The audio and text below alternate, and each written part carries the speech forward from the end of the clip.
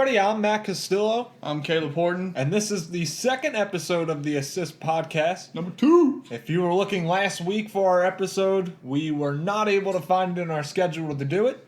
But don't worry, we're back this week, and we're going to give you the scoop on sports. So Busy guys. We're busy guys. Yeah, busy guys. We got a lot going on. And when we come back, we're going to start our first segment, which is high school football. Football, baby!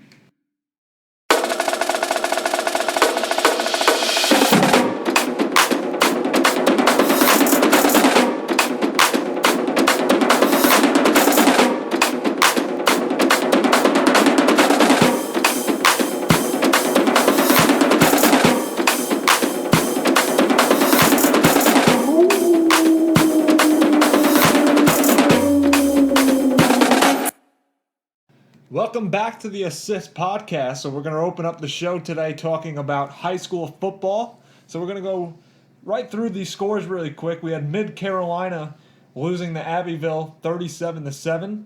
We had Belton Honiopath 52, Emerald 28, Wade Hampton 34, Berea 20, Blacksburg 35, Southside Christian 32. It was a good close battle. And then Malden took care of Blue Ridge pretty easily, winning 63-12. Union County getting blown out by a very good Bowling Springs team, 38-7. Calhoun Falls 6, Christchurch 50. Christchurch 2 wins in a row now. Look out for them. Yeah. And then Carolina Academy and Eastside, a lot to a little. Eastside winning 70-0. But how do you say a lot there? That I wouldn't even go back out next week. Yeah, I don't know why we read that. Sorry, Eastside and Carolina Academy. Clinton takes care of Chesney 47-12. Crescent 47. Shoals 20. Greenwood Christian 0. Dixie 49. So some shutouts we're seeing. Yeah. Dorman beating Lawrence 52-21. Greenville losing a close one to Easley 30-28. Northwestern beats Gaffney. A little shock. This was a shock. We'll get into this a little bit, but 46-2.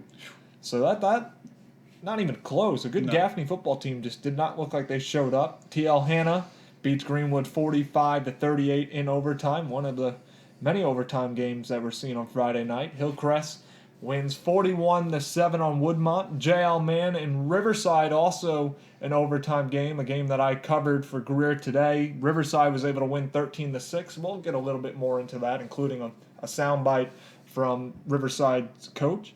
Landrum beats Walhalla 17-16. Never even heard of that. Walhalla. Excuse me, partner. Liberty beats West Oak 54-0. McCormick 12. Allendale Fairfax 34. Saluda 38. And 96. 96. Never heard of that either. 7. Shout out to Nate Horton. Salute the Tigers, baby. Yes. Woo! All right. Wren loses to Palmetto 40-14. Pickens losing to Seneca 20-38. Williston Elko 44. Ridge Spring Monetta 28. Never heard of those schools. Maybe either. Southside 6. Travelers Rest 12. That was exciting a game barn there. burner. Yep. Woo. Spartanburg beats Westside 28-23. And Pendleton beats Pattersville. Pattersville beats Pendleton 37-34 in overtime. So we're going to start by jumping into a Riverside game that I covered last night against the JL Mann Patriots, and wasn't the prettiest football game, Caleb. I can go ahead and tell you that much right now. It was a game where it was a defensive struggle. Yeah. We saw JL Mann got the ball first, quick 3 and out. Mm-hmm. Riverside gets the ball, and on their first play, the running back coughs it up and gives the ball to JL Mann. So it looked like, okay, we might get some scoring. But JL Mann not able to get any offensive going and quickly were forced to another 3 and out. Yeah. Riverside's second possession, they go deep over the top. So their quarterback was able to connect on a long throw and put them up 6-0. The kicker missed the extra point. Mm-hmm. Guess what, Caleb? What's that? That was the last points anybody saw at that game until about the fourth quarter. So there was not a lot of scoring going Quite on. entertaining, yeah. JL Mann didn't score a touchdown on offense. Their only touchdown came on a pick six. Riverside forced a fumble at the 1 yard line in the fourth quarter, and Riverside really struggled to. They don't run the ball. They don't really have any size. They're a very tiny team, so they were trying to pass the ball from the 1 yard line, and the quarterback just didn't have any room to throw, and he just threw it up into traffic. It was picked off and returned for the score, and then their field goal or the extra point was blocked. So low scoring, but still very exciting. Yeah, and at the end of the game, I mean, we seen there was a Hail Mary attempt with like 0.4 second in regulation to try to win for Riverside, and just weren't able to hang on. And then on a fourth down, they ended up scoring to give themselves a 13-6 lead, and then able to stop JL Man. So it was a boring game with an exciting finish. And it was a really, really well-played game by Riverside's defense. Like I said, JL Man could not do anything against them. And in my opinion, the quarterback for JL Man, the running back for JL Man was bigger than a lot of the up-front men of Riverside, but they just could not get anything going. And in fact, we got a little soundbite from Coach Phil Smith of Riverside about how well his defense has played.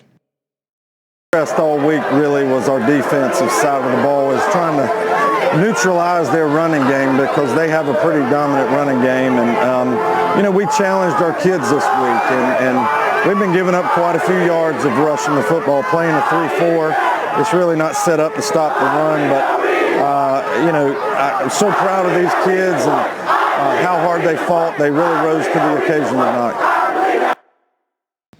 So that was Coach Smith of Riverside football, and I just want to thank him for giving me the interview after the game, and we'll be rooting for Riverside next week as they're taking on Malden, who just, a beat down on Blue Ridge. So. Well, let's be honest here. It's not that. That's not impressive. Blue Ridge is Ridge. Not a powerhouse in football by any sense, but Should be a good game next week. Yes, it should be.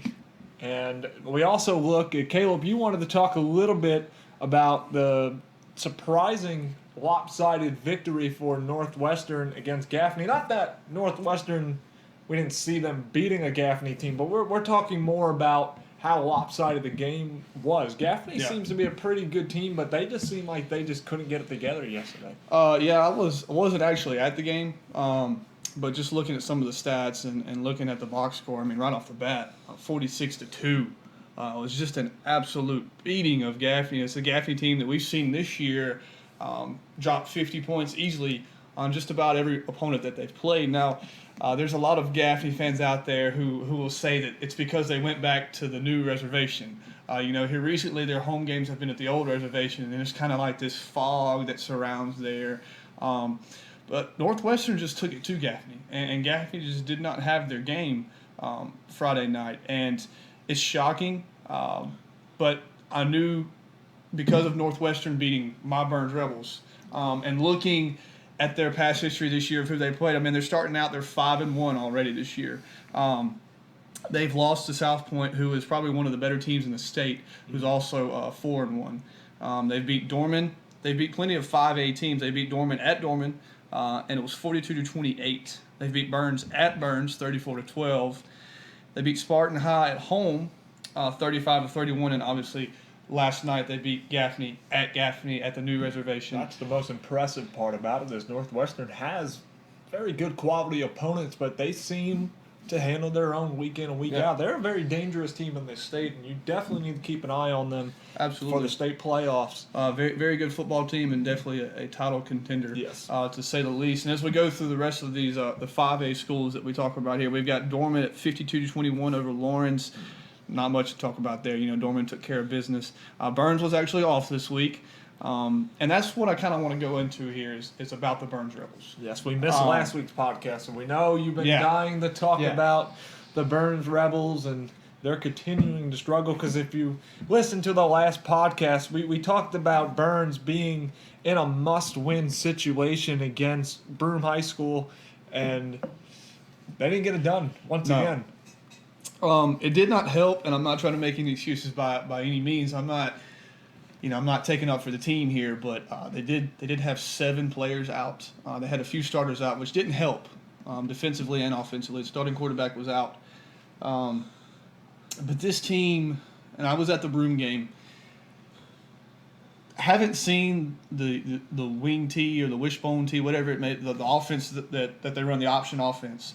They haven't seen that in quite a while, and I know that they were prepared. I know Coach Lane practiced like they were, they were going to be prepared for this game because they knew it was on their schedule. They knew at the beginning of the year the offense that this team ran over at Broome High School, and it was just kind of sad to see the non-emotional part of the game on the Burns side. Broome, from beginning to end, played with everything they had, and it just looked like to me Burns just, when they walked into the stadium, walked onto the field, even for warm-ups, it's just like they thought they were going to win because they were there. Mm-hmm. Because they're Burns, and this is Broome. Much smaller school. I believe they're a 3 or 2A school. They don't have the state titles. They don't have all these rings. They don't have everything that Burns has, the national rankings and all this stuff sponsored by Nike, but that's a good football team. Mm-hmm. Let's not underestimate Broome High School. And anytime that any team sees Burns, they're going to get hyped up for that. Yeah, they're gonna give their best effort, absolutely. Yeah, and some might be looking for some revenge because we mentioned this in the last podcast. Burns has a very known history to try to run up the score, and that's going to stick with people. So other teams around this state definitely circle Burns when they see them. They want to beat them and knock them off to get that taste out of their mouth for something that might have happened 5 years ago even. It's just that's just the way it is for Burns.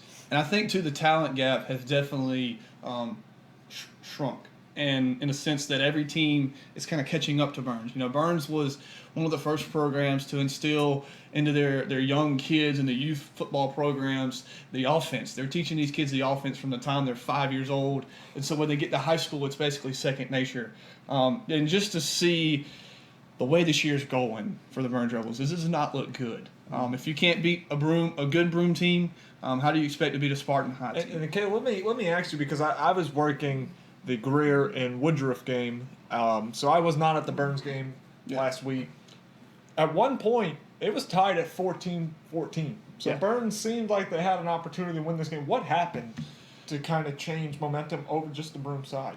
I think it was, if I could go back, I think it was a fourth down play, and Burns went for it and did not get it. And that really changed the momentum.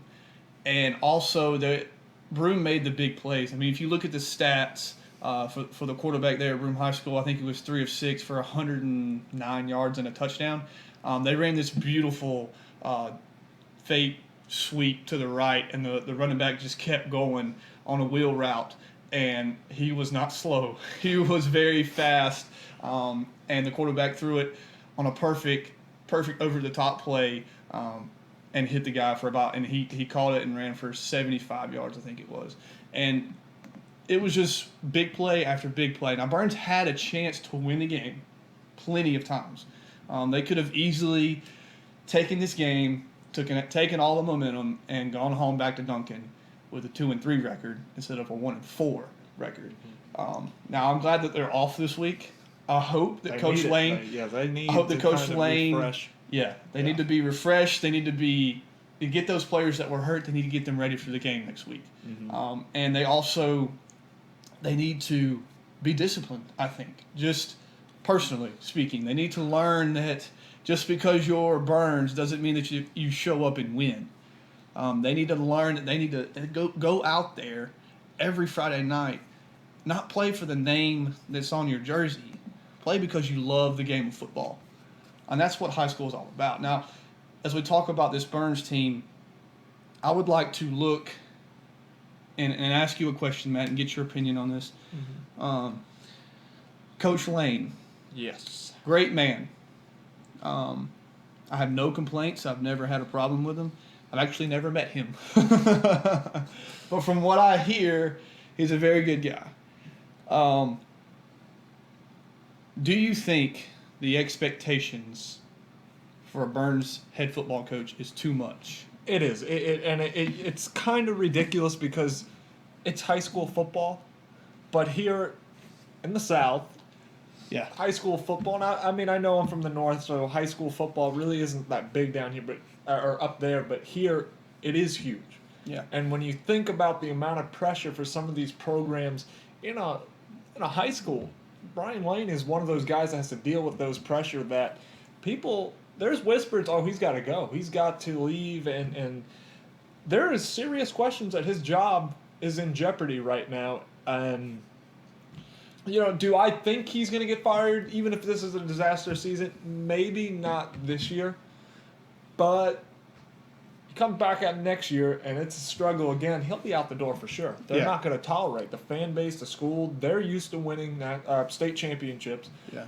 Used to being in the playoffs. Used to be in contention. And right now, this team does not look to be a contender by any means necessary. They just don't look to be a good football team right now. Yeah, I personally believe that Coach Lane, and being at the Broome game last week and seeing the shock on almost every fan's face of, oh my goodness, we just lost to Broome High School.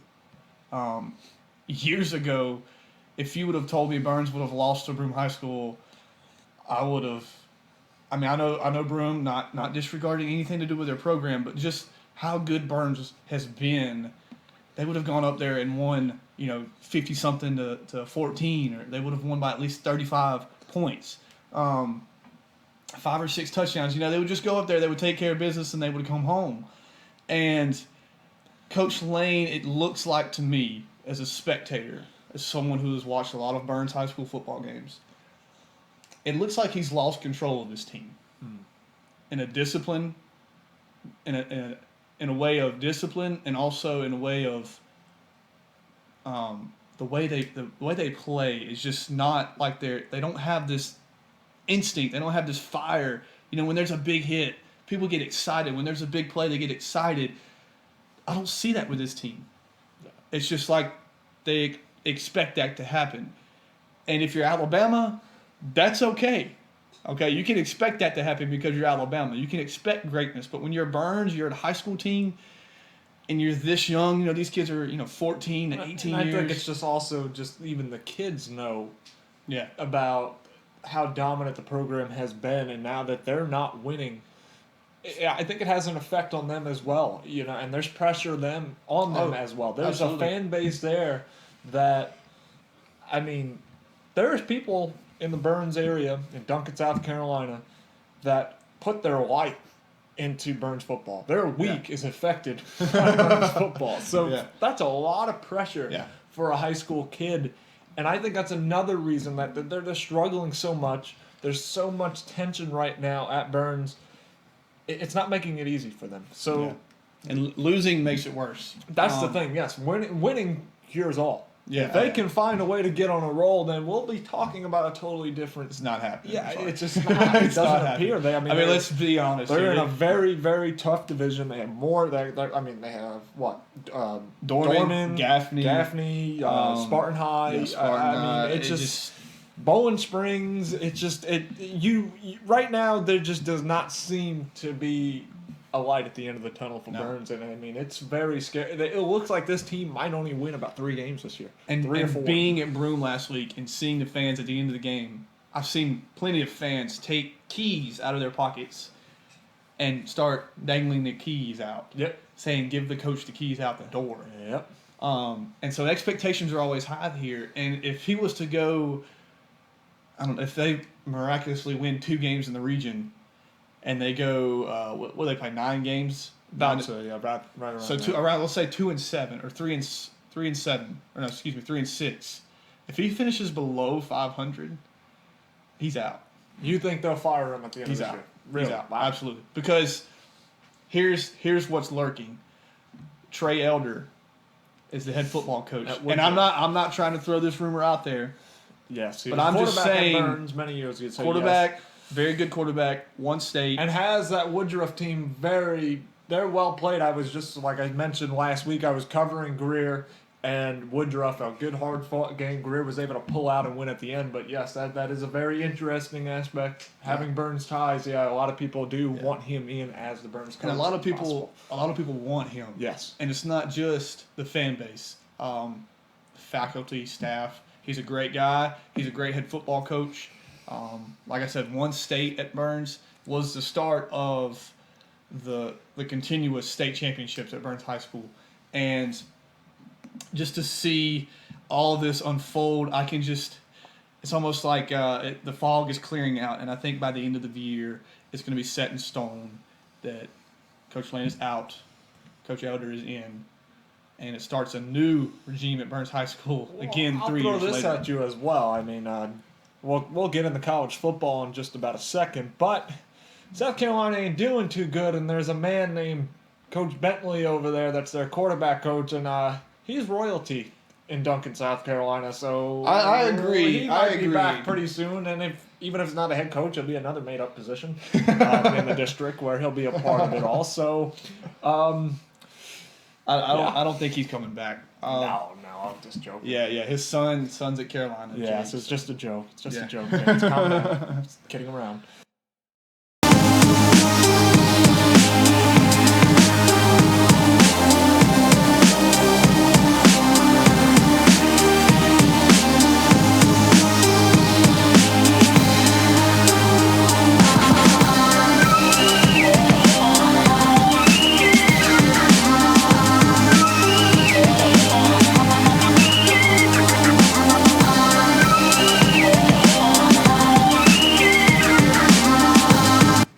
Welcome back, everybody, to the Assist Podcast. So, Matt, you're a Jets fan. Mm-hmm. A big-time Jets fan. Uh-huh. So let's talk about the Patriots. I just don't get it. I don't either. I don't get it. I look, when Tom Brady was suspended, you had people going, the Patriots ain't going to win this division this year. Who's going to be the team to take over? Everybody's saying the Jets. There was a lot of Jets. There was a lot of Buffalo. There's a lot of Miami, and I don't get the Miami thing because every year the Miami Dolphins are ready, and they're sorry. Now, I was not one of those. I still felt like the Patriots were still going to win the division because, no, I didn't have them 3-0, but I didn't. I had them maybe 1-3, at best 2-2. They win 12 straight. Yeah, basically. I felt like they would be in it enough when Brady comes back to get them ahead. But I look at what the Patriots are doing, and it crushes my soul. I mean, there's just no end in sight. I just, year after year after year, and this is so painful to say, but I can't say anything negative about the Patriots. You can't. Yeah.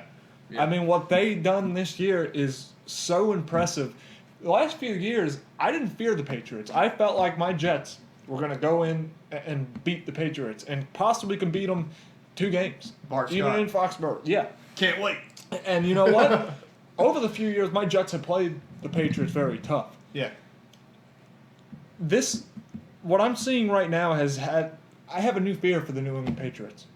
That it's just not ending. Their dynasty is never going to end. It's just blowing my Garoppolo, Brissett. Who is he? I've never even heard of him. He was actually a decent quarterback. I don't know who he is, but all I know is Bill Parcells likes him. That's a good thing. I heard that talking about the game. But I mean, it doesn't matter who their quarterback is. And this is a big thing. You know, everybody's talking about that Tom Brady's overrated. I don't believe that. Yes, it made me really look at Bill Belichick, and I hate that man. I'm just gonna I hate him, but I can't take anything away from him. What he has done for New England, I just think he is the greatest coach of all time, and I just want to throw up saying that. But you know, he was the Jet coach for a day. You know, listening to the Le Batard show. I think it was Friday. Yeah, Friday. They had a guy on that was talking about the relationship. He had recently wrote a book, and I can't remember the name of the book. But he talked about the relationship between Tom Brady and Bill Belichick and how it's all business.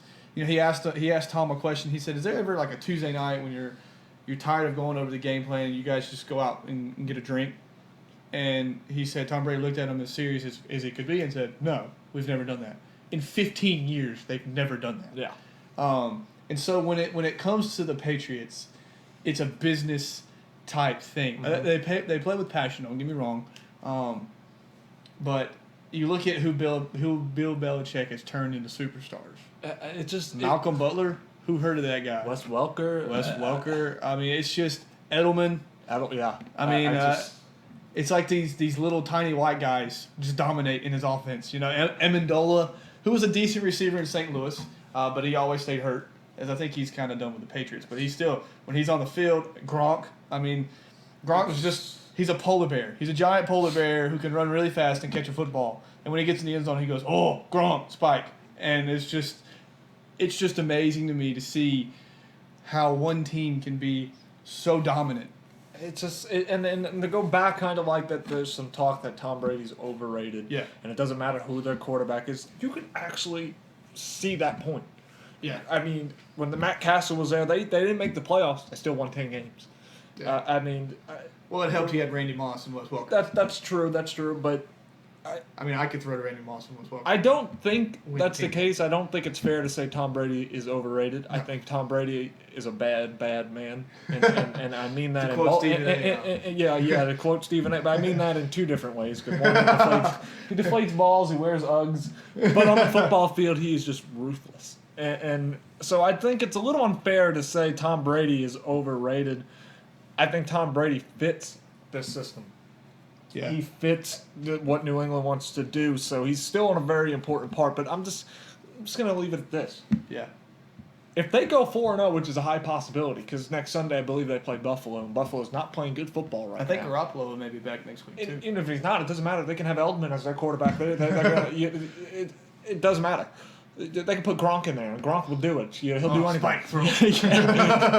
So if they go 4-0, I don't see how they're going to lose a game. And I will say Tom Brady has not played a whole lot in the preseason, so when Tom Brady comes back, But he's Tom Brady. he's Tom Brady. I do think there will be a little bit of a struggle from Brady the first few weeks. Yeah. But I just don't see how any team's going to compete with them right now. Just the way they're playing. It's 3 weeks in. Yeah. And I mean, I literally have to check my pants when I have to talk about the Patriots because I'm scared of them. I really am. Yeah, they came out Thursday night and they dominated. Yeah, I mean, Defensively, Jamie Collins was all over the field Yeah. Thursday night, and they exposed Brock Osweiler. and I will say Osweiler's still young. People jump on his bandwagon. He's still learning. Has not started that many NFL games to be an elite quarterback. So But he's getting paid $16 million. That's what like he is an elite quarterback. that's one thing I just didn't understand. I think he has potential, and I think he's going to be a pretty good quarterback. But everybody's saying, "Oh, this Houston team's deadly." They're going to have some hiccups. Yeah. Osweiler is not always going to come in and be sharp. He's going to have, even though he's not a rookie, he's going to have those games where he looks like a rookie. I mean, he's only played 8 games, 8 or 9 games, and it's the games. And the games he played when Peyton Manning was there were blowouts. Yeah. So we don't even really count those. It's garbage time. I don't think he came out last year and defeated the Patriots in the snow in Denver. But he better be thinking Peyton Manning, number one, for getting hurt. Yeah. And he better be thinking that Denver defense, which was an all-time great defense. I mean, we saw that in the Super Bowl. They stopped Cam Newton. Yeah. But I believe the Patriots exposed Brock Osweiler. Mm-hmm. I mean, yes, he's got potential. He throws a pretty good deep ball. But the Patriots played basically cover 2 the whole game. Yeah. Took away the deep ball, Yeah. which, I mean, stopped Will Fuller from doing anything. DeAndre Hopkins did not have Yeah. an impact in this game. I'm lost for words because I just came in Thursday thinking, wow, okay, the Texans are going to take care of business and beat them pretty bad. And it was on a short week. It just Like Brissett, he played, two quarters? He had 3 days to learn the offense, and I mean, Brissett didn't play outstanding. His numbers weren't great, but he didn't lose the game. He didn't throw. He did he just didn't enough. throw an interception. Had a He 27-yard didn't fumble. touchdown run. He did just enough, and I will say the Texans were sloppy. I mean, kick returner for them fumbled twice, Yeah, and then twice. especially in the second half, I believe the game was 13-0, and it was okay. The Texans is still in this Yeah. one. Their defense is hanging on. Well, when you fumble and you're now giving them the ball on your 15-yard line, that defense was on the field the entire game, and it was just. It's mind-boggling how well the Patriots look right now. Yeah, they look pretty. They look really good, even without Tom Brady.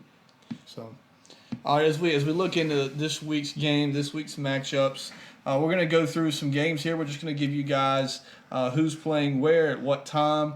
and what channel you can find those games on. If you have the package, the NFL package, you don't have to worry about it. But the local games will obviously be the Panthers and the Falcons actually play on Monday night. But as we look at the schedule here, we'll go through a few games, what intrigues us, what doesn't, and also we'll give you guys some fantasy updates, who we think is the best quarterback for this week, who's the best running back, best wide receiver, tight end, and defense this week. And then we'll get into the last segment of our podcast here today. But as we look at the schedule, we'll go ahead with a few 1 o'clock games here. The Cardinals play at the Buffalo Bills. We'll get to that one in a second. The Raiders at the Titans. Go Titans. Mariota, that's my dude. Redskins at the Giants. Browns at the Dolphins. That's going to be a good one. Ravens. That was sarcasm. Ravens at the Jaguars. Lions at the Packers. Broncos at the Bengals. Vikings at our Carolina Panthers, your Carolina Panthers. Rams at the Buccaneers, and this is a 4 o'clock. These are starting the 4 o'clock games with the Rams. At 4:05, then the 49ers at the Seattle Seahawks. The Jets at the Chiefs, your Jets at the Chiefs. We'll get to that one in a second. The Chargers at the Colts should be a good game at 4:25 is that kickoff. And the Steelers at the Eagles, that should be a high-scoring game in Philadelphia. The Bears at the Cowboys in primetime Sunday night on NBC. And then our Monday night game, as we said earlier, is the Falcons at the Saints. So, Matt, as we look at this week of NFL football, as we look forward to every Thursday and Sunday and Monday for NFL football, what intrigues you about this week in the NFL? Well, we could start off with the 1 o'clock games. Well, you have the Cardinals, you have the Bills, you have Rex Ryan and the Bills who just had to fire their offensive coordinator, Greg Roman. So it's going to be interesting to see if there's maybe an advantage of that. It just did not make a whole lot of sense. A lot of people are scratching their heads. Why did they fire their offensive coordinator, especially after they just scored 31 points in a loss to the Jets, but they still scored 31 points. Yeah. And the Arizona Cardinals just obliterated the Tampa Bay Buccaneers last week. 40-7 was that final. Yeah, they looked pretty good. Obviously, you have the rival of the Giants and the Redskins right now. The Giants 2-0. The Redskins are 0-2. Josh Norman and Odell Beckham. Odell Beckham, who's going to get knocked out this week. I don't know. We might as well get the octagon out there and just let them duke it out. And then, you have another rival of the Green Bay Packers and the Lions. I guess that's more of like a Thanksgiving type Yeah. game. But I remember Thursday Night Football last year was pretty fun. The Hail Mary by Aaron Rodgers. 70-yard bomb. So didn't he almost hit the Jumbotron? Or the big thing in the big screen in the middle? he can hit anything he wants. I know Aaron Rodgers With right the football. now. Let's be clear, with the football. Yeah, with the football. Yeah. Little inappropriate talk here. Hopefully there's no With the football. yeah, little kids watching. They probably don't know what we're talking about anyway. But, Watching, they'll be listening. or listening. So yeah, whatever. We don't have video yet. We're not that fancy. But The Broncos, my game of the week, and I'm looking at the 1 o'clock games, the games that intrigue me to watch. If you don't have the package, find a way to stream it. This is going to be a good game. It's going to be the Broncos at the Cincinnati Bengals. There are reports that Trevor Siemian is kind of losing in this locker room as far as his teammates. There are reports that I think Emmanuel Sanders came out and Demetrius Thomas came out saying they're not getting the ball enough. those are just divas. Those are just receivers in general. They want the football. The bottom line is they're still winning games. Yeah. You got to understand that he's being eased into the offense and that there's going to be a learning curve for him. And I understand Demaryius Thomas used to get in the ball constantly, Emmanuel Sanders, and I understand that, but I don't understand what the problem is when you're winning. Yeah. Just True. if you start losing, then complain all you want, but you're winning. Yeah. So, and surprisingly so, because I just don't see how the Broncos. I know their defense is just outstanding. I mean, you can't move the ball against them, but offensively they just don't. They run the ball well. I mean, C.J. Anderson's having a very good start to this year, but You can't really. I don't think you can expect Trevor Siemian to be. no, he's not Peyton Manning. Yeah, what he's he not did, Peyton Manning. I mean, those guys have been spoiled by Yeah. Peyton Manning. And as we look at the 4 o'clock games, obviously, let me go back here to the Carolina Panther game. Oh yes. I think that game's actually going to be pretty close. It's going to be closer Well, than like people I think. said, Bradford, I think, is going to do the job for Minnesota and keep that team very competitive. That's another team that's 2-0. Yeah. Obviously they lost Adrian Peterson, so the run game. We seen it before. Jared McKinnon is a very good running back. He's not very Adrian versatile. Peterson, but He's not Adrian Peterson, but he is he's a valuable running back. and I'll tell you right now, just watching them last week a little bit, Stephon Diggs and Sam Bradford already have this little connection going on, and Yeah. Diggs really does look like he is going to have a breakout year. Yeah. There's also, if you haven't kept up in the news, the rioting that's going on in Charlotte. In my opinion, I don't think it's safe to play this game in Charlotte. I think the NFL should move this game, and it could be another Monday night game. Maybe move it to Atlanta. Atlanta's at New Orleans. So, or somewhere. I would get it out. There's a lot of destruction going on in the city of Charlotte right now. Yeah. So, There are talks of them rioting the football game. exactly, and then we've seen the Charlotte Hornets team store was broken into and trashed by the rioters. So, I think it's unsafe. I think the NFL should already go ahead and move this game, in my opinion. So, other than it being an intriguing interesting game, angle. there's a very lot interesting of angle. controversy surrounding it. I But think they'll be fine. I think obviously the security will be stepped up for this game because it is an NFL game, as it always is. But it'll be heightened because of the protests and the rioting that has been going on.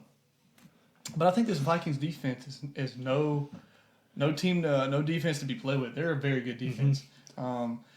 As we move forward here, and again, I think the Panthers they're going to take care of business. Yeah, I think yeah. it'll be a closer game, but I think the Panthers will eventually pull that one out. As we look at the 4:00 games here, a game that's intriguing to me is your Jets at the Kansas City Chiefs. Matt, tell us what you think of this game. Well, I also write pregame articles for Skyscraper Sports. So if you're interested in the Jets, if you go to Skyscraper Sports, I write, like I said, what to watch for. And that's kind of what I'm going to go through for this week. What I wrote in that article is the Jets defense. Can they create turnovers? You look at this Kansas City team, historically, or with Alex Smith as their quarterback, turning over the football is something they don't do often. Last year, Kansas City turned the ball over only 15 times the entire season, which is only one turnover more than the New England Patriots, who had 14. So they were second in the league. They were second in turnover ratios at plus 14, just behind the Panthers. So this team takes care of the football. Now this year, they have lost a turnover battle in both their games in San Diego. They were able to Blown out last week. Yes, they were blown out last. Well, not blown. It was 19-12. They just didn't look well. They had 3 fumbles. Yeah. And here's a stat that's interesting. When the Kansas City Chiefs don't turn over the football, in the last 2 seasons, they're 11-3. When they do have a turnover, they're just 9-9. So if this Jet team could have that pass rush that they had in Week 1 against Cincinnati, they could create some turnovers. And I think that's the key for the Jets. I think offensively, the Jets are on the way of being one of the most elite offenses in this league. I mean, right now, they're 9th in points per game. They're 4th already in yards per game. You have Enunwa, you have Brandon Marshall, you have Eric Decker, you have Jalen Marshall, you have Matt Forte. Ryan Fitzpatrick can get the ball to these guys. If he just stays clear from forcing one into some coverage, this Jet team can have a very strong offense. And I think the Jets are going to win this one at Arrowhead Stadium. And Kansas City, without Jamal Charles, they're not as good as they typically are offensively. So I think the Jets will win this game around 23-16. That is my prediction for it. So I like the Jets' chances in this game. And I also think the way their offense played last week, aggressive play calling against Buffalo, I think that's going to carry over into this game. But you just got to watch out for Peters, the cornerback for Kansas City. He has 10 interceptions in just 18 career games. Wow. So he's a ball hawk out there. So Fitzpatrick has got to watch him. Yeah. And then we look at the Steelers at the Eagles. That should be a pretty high-scoring game as both defenses. The Eagles' defense is good, but let's be honest, they played the Bears last week, and Jay Cutler, so that's just guaranteed at least two turnovers in that game for the Bears. Des Bryant came alive, Caleb. What do you have, fantasy, nine receptions? I don't know. I don't even care, but I got fantasy points for the first time in 2 seasons from Des Bryant. So I lost. Yeah. But Des Bryant is alive. They found him. Yeah. He's not on the milk carton no more. Well, me and you both lost last week, and I have Jeremy Langford to blame on that one, as he got an easy touchdown, and then his fumble cost me the game.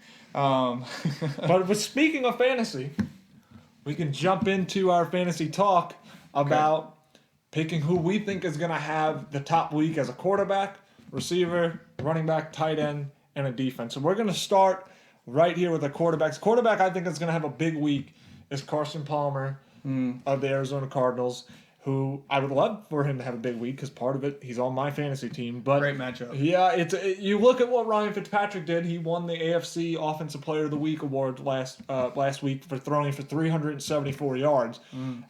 I think Carson Palmer is a much better thrower, much better quarterback than Ryan Fitzpatrick. So if he's able to do that against Buffalo, what is Carson Palmer going to be able to do? So I like his matchup this week. I like my number one quarterback this week is, and I'm going to throw this at you. I think it's going to be Aaron Rodgers. Aaron Rodgers. A lot of talk about his offense and his struggles. But as you said as you quoted Stephen A. about Tom Brady, Aaron Rodgers is a bad man. That's a bad man. Yep. And I think this week is not going to be a coming out party for him. It's Aaron Rodgers. I think he's going to have an Aaron Rodgers game. 300 plus yards, at least 2 touchdowns. I think him and Jordy Nelson will finally find that connection they've been trying to find. He'll be on track with his receivers and his running backs. I think Aaron Rodgers is going to have a big week this week. As we move into our next position, we start with our running backs. Matt, I'm going to give a guy, and I think he's going to have a good week. He's been kind of a surprise this year as a running back in San Diego, and that is Melvin Gordon. Yes, he's been very productive for him. And I think with the injury to Woodhead and also the injury to Keenan Allen, not only does it lift some no-name receivers that we've, Tyrell Williams, I think, is the guy that's filling in, the big athletic receiver out in San Diego, but Melvin Gordon's going to get an even bigger workload now with Woodhead gone, and so I think he's going to have a big week. So who do you have this week? I'm going back to the Cardinals with David Johnson. You saw what Matt Forte did against Buffalo's defense. 30 carries, 100 yards, 3 touchdowns. David Johnson, very similar back. Dual threat. See another big week for him. Yeah, he's a lot younger too. Yeah. As we move into our next position, we'll go into the receivers. Matt, who do you have as a receiver this week? Well, I'm going to go with the San Diego Chargers' Travis Benjamin. Okay. This guy, if you look at his first 2 weeks, he's very productive. Phillip Rivers seems like he throws to him a lot. He's a big target. You saw what he was able to do even with Cleveland last year. Had a very productive year, but now has a good quarterback in Phillip Rivers throwing the ball. Without Keenan Allen there, he is probably, in my opinion, their main guy. Yeah. I expect him to have another good week. I think he's going to catch about 6 or 7 balls a game this year. Yeah. Because out of necessity. Yeah. And this week I see about 7 yards. I see 7 receptions and a touchdown. And there was. Okay. So. My receiver this week, and just based off of what Buffalo did last week on Thursday night against the Jets.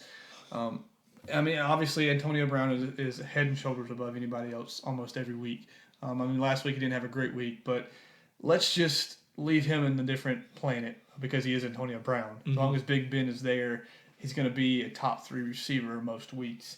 And so my surprise pick this week is Larry Fitzgerald, who actually I believe this week or this year so far already has, 3 or 4 touchdowns? So he's been a red zone target. Yeah, and he's been over 100 yards, I believe, in both games, if not. He is my favorite football player in the NFL. So yeah, he's found some new life in what Bruce Arians has him doing. Last year he started being more of a blocker, more of a slot guy, and he is taken that role and he is dominating in that role. So I think Larry Fitzgerald is going to have 6 or 7 catches, close to 100 yards, and I believe, and this may be surprising, I think he's going to have 3 touchdowns this week. 3 touchdowns. I think Carson Palmer, he's kind of disregarding John Brown. Yes, in the slot. Yes, and he's focusing more on his guys on the outside, Michael Floyd, Jerron Brown occasionally. Last week Jerron Brown caught that long touchdown pass. But I think Fitzgerald, I'm going to go out on a limb. I usually do this. I'm going to be bold. I'm going to say Larry Fitzgerald's going to have 2 or 3 touchdowns this week. Okay. And our next position that we're going to go to here is the tight end. So as I look at the tight ends and I look at these matchups, I'm not just saying that because I have this guy on my team, and I'm glad I have this guy on my team. Jordan Reed, just based off of targets, just based off of looks, and you look what he did last year in the 2 games against the New York Giants. He almost eclipsed 200 yards, and I believe he had 2 touchdowns off of 2 games last year against the Cowboys, and he's facing basically the same defense. He's got more of a connection with their quarterback. Oh, his name's slipping my mind. Kirk Cousins. Yeah, Cousins. He's got more of a connection. He goes to him a lot. Yeah, and I mean, targets overall this year, if they could give points for targets, he would average 20 points a game just based off of targets for this guy. So, Matt, who is your tight end? I'm going to take Jason Witten in the primetime Sunday night game with Dak Prescott, a young quarterback. Typically, they like to throw to their tight ends. I think Witten has been targeted a lot in the passing game with them. So, Witten seems to show up primetime games. He's a very good tight end. He's been very reliable throughout his whole career. So and he's got a good connection with Prescott. Yeah, so. And again, with the young quarterback, always looking for that security blanket. Yeah. So I think he will have an impact in the win against the Bears. Okay. All right, so we'll move to we're actually got a new position here, or new team position, I guess you could say, in the defensive and special teams spot. So, Matt, who do you look at this week and say, okay, they're playing the Browns, I'm going to pick them? Or do you pick somebody else? Well, I'm actually going to pick the Seattle Seahawks against the 49ers. I think not being able to or losing the game to St. Louis last week it put a bitter taste in their mouth. So I think the Seahawks team is going to let their frustrations out against a rival in the 49ers and Blaine Gabbert. And honestly, it might turn into a game where we might see Kaepernick in. So I'm taking Seattle. I think they're going to cruise through this victory. And they might not score San Francisco. If they do, it's going to be 3 or 6 points. Yeah. I mean, last week, they played the Rams last week, correct? Mm-hmm. Okay, then the final score was 9-3. So we know this defense is good, even though the Rams offense is terrible. Yeah. But the 49ers defense is equally as bad as the Rams offense. I'm going to pick here the Denver Broncos. Okay. And everybody's saying, well, they're going to Cincinnati. They have a great offense. They have A.J. Green. They got Jeremy Hill, Giovanni Bernard. And I believe, is Eifert coming back this week? No, Eifert has practice, but he's looking next Thursday. Okay, next Thursday. Okay, so they don't have Eifert, but again, Andy Dalton. They've got all these weapons. But I believe that the Denver Broncos defense, if you look last week, they scored a touchdown. Aqib Talib, I think, ran an interception back for a touchdown. I think this is going to be one of those low-scoring games, not a Seahawk-Ram game, 9-3, but a 17-10, 17-14. I mean, I don't think it's over combined points. I don't think it's over 40 points. And so I'm going to pick the Broncos. Von Miller's going to be Von Miller. And if the Jets were able to get 7 sacks against this Bengal team, yeah, what do you think Denver's going to do? Yeah, so exactly. I think that's a good pick. Yeah, and I think that, like I said, I think they're going to go in. And if their defense doesn't score a touchdown, which I think their defense scores a touchdown almost every week, it seems like, they're a very talented defense, as we already know. And I don't think Trevor Siemian's going to be like he was week 1. They're going to rely on the run game and Gary Kubiak's offense. So, again, they're relying on run and defense, the run on the offense and good defense. And so I'm going to pick the Denver Broncos this week. So, as we did our first podcast, and we do it here in our second podcast, we're going to end everyone like this. The best thing that we saw of the week and the worst thing that we saw. So, Matt, what's the best thing you saw last week? The best thing I saw is, and I know the Yankees got swept 4 games by the Red Sox, and their season now looks to be over. I know I went on the last podcast, so I think they're going to get in. Not going to happen now. But the best thing I've seen this week has been the play of Gary Sanchez, their catcher. I mean, he hasn't been in the big leagues for 2 months, and he has 19 home runs this season. Yeah. And the Yankees got swept by the Red Sox, but it wasn't because of Gary Sanchez. Yeah. Multiple home runs in that series. The following series against Tampa Bay, he had 3 home runs. Mm-hmm. So it's just amazing to see because he's doing things that the big leagues have never seen in the history of the game. His numbers statistically are blowing other stats off the chart. Other big time players that have played this game, he is dominating right now. Yeah, it'll definitely be the way you talk about him. It seems like he's going to be a perennial All-Star and an MVP conversation. The best thing I saw this week, and I actually saw it this morning on College Game Day, is that they have those 2 or 3 stories. They have a sad story and it ends good. And they had a story about Christian McCaffrey. And I did not know this, but he comes from a football family. His dad played in the NFL. But they actually have a football game every year for Down syndrome kids who love football. And he has this relationship. McCaffrey's been doing it since 9th grade. He's been coaching the blue team since 9th grade. And he's been talking and hanging out and calling this guy his best friend. His name's Dusty, who has Down syndrome. And he's been friends with him since the 9th grade. And Dusty is now, I think, 35 years old. And Dusty loves football. And what got me is made this the best thing of the week for me, best thing I saw this week, was when Dusty said that it's his favorite day of the year. Not Christmas, not Easter, not New Year's, no holiday trumps the day that he goes and plays football with Christian McCaffrey. So that is actually the best thing that I saw this past week. Now we're going to go to the worst thing I saw this week. Can't wait. Yeah. Cannot wait. Well, Caleb, my worst thing I saw this week was this Thursday night, the Houston Texans. How in the world do you not score? I mean, you played a third-string quarterback who I've never even heard of. I don't care if other people have and said that he's been pretty good. I never heard of him.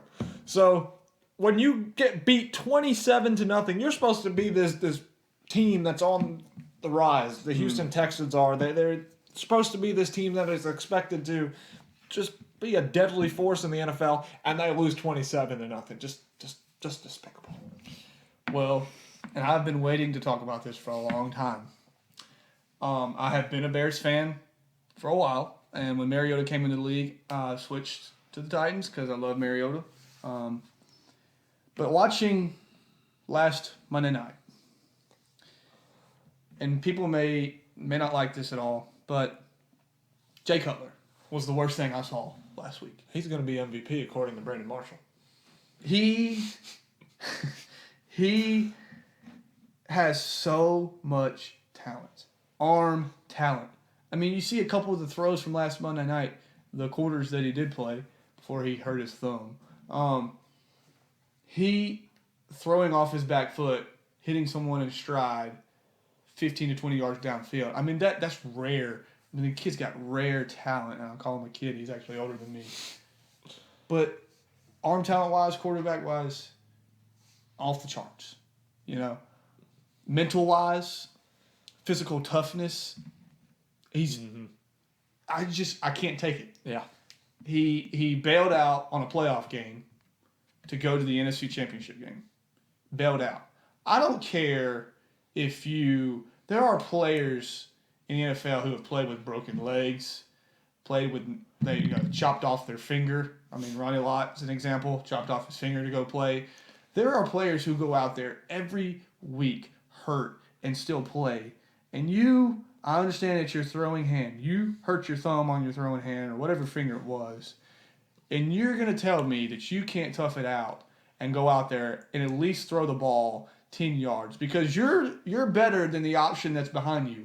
If you weren't, you wouldn't be playing. Yeah. And I've seen it too much. This is a guy who quit on his team to go to the NFC Championship game a few years ago. He quit on his team Monday night and was outplayed by a guy who played Division II football. Brian Hoyer. No. Oh, you're not talking Carson about Wentz. Oh, okay. Yeah, You're Carson about Wentz. Eagles. Okay.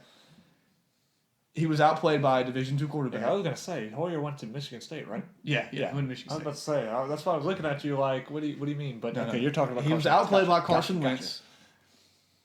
And it is just, I just don't get it with this guy. And we hear so many people talk about, woulda, coulda, shoulda. Well, if I had that talent, I'm not going to be that guy. If I had that talent, man, I would do this because I don't have that talent.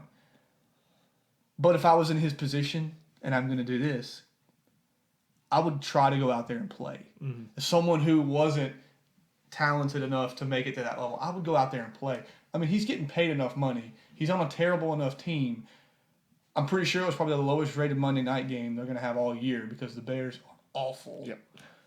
And to go out and get beaten the way they did against the Eagles.